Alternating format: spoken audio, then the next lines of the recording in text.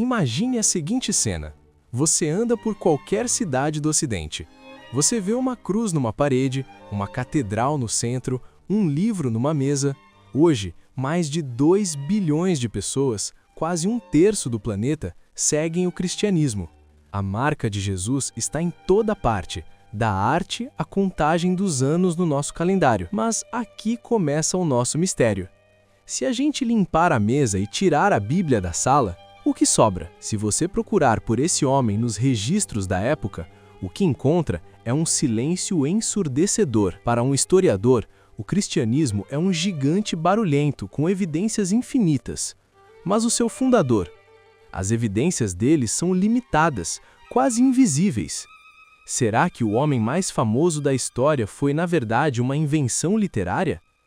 Hoje, nós vamos reabrir esse arquivo frio e olhar apenas para o que a história, a arqueologia e os inimigos da fé têm a dizer.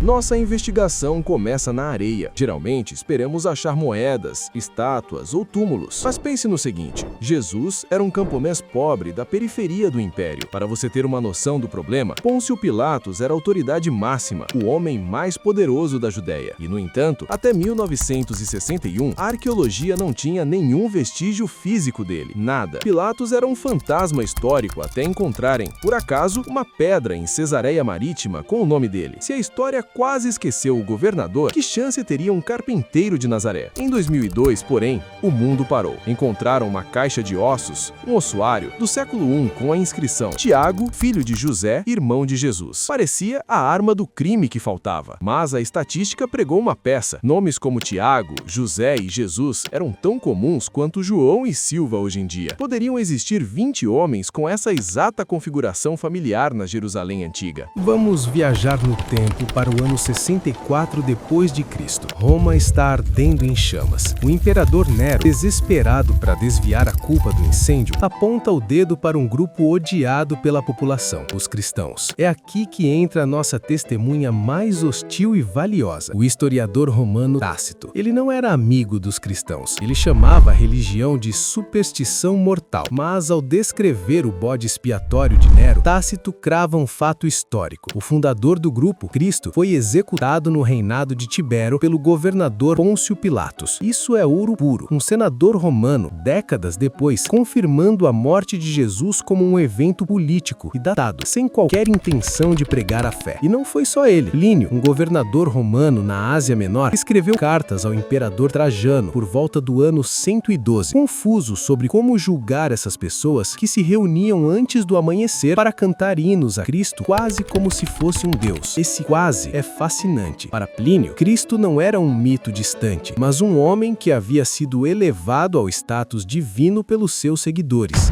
Agora, o enredo se complica. Se Jesus fosse uma invenção completa, seus maiores inimigos, os líderes religiosos judeus e os filósofos pagãos, teriam o álibi perfeito. Esse homem nunca existiu, mas não foi isso que disseram. No Talmude judaico e nos escritos do filósofo Celsus, encontramos ataques brutais a Jesus. Eles dizem que ele era filho de uma relação adúltera com um soldado chamado Pantera. Dizem que ele aprendeu magia e feitiçaria no Egito para enganar o povo. Percebe a ironia? Ao tentarem difamar Jesus, chamando-o de bastardo ou feiticeiro, eles acabaram confirmando o fato principal. Ele existiu. Ninguém perde tempo chamando um personagem fictício de feiticeiro. Eles confirmaram o homem para atacar o mito. Mas talvez a prova mais sutil esteja escondida num erro de tradução, como uma impressão digital deixada na cena do crime. Os evangelhos que temos hoje foram escritos em grego, mas Jesus falava aramaico. Em uma passagem, Lucas diz que os fariseus davam o dízimo da arruda. Mateus, contando a mesma história, diz endro. Em grego, essas palavras não têm nada a ver, mas em aramaico,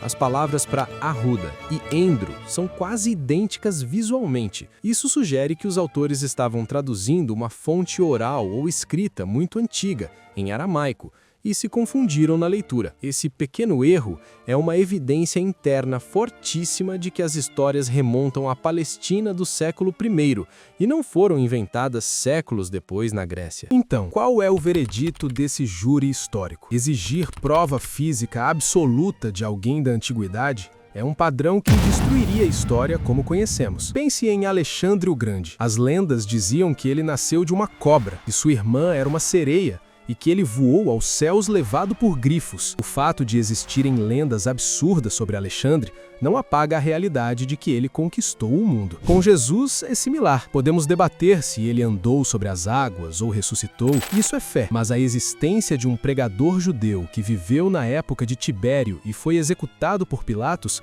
é o consenso da esmagadora maioria dos historiadores, sejam eles cristãos ou ateus. A história confirma o homem, o resto depende de quem está contando. E você? As evidências romanas te convenceram ou você acha que a história ainda tem buracos? Deixa a sua teoria aqui nos comentários.